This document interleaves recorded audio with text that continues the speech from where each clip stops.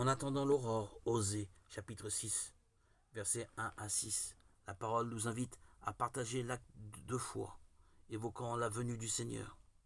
Son lever est aussi sûr que l'aurore. Au-delà de la poésie, la justesse de cette image nous bouleverse. Bientôt, nous serons tous confrontés à la mort de Jésus.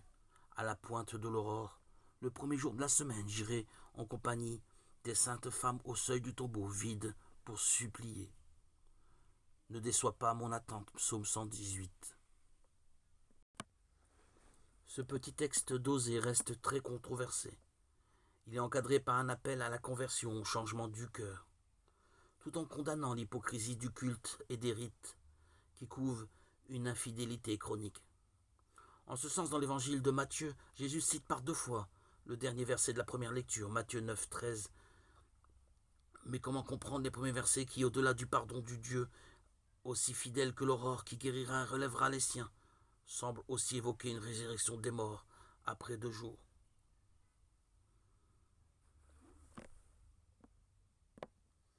On verra ici sûrement une annonce du Christ ressuscité.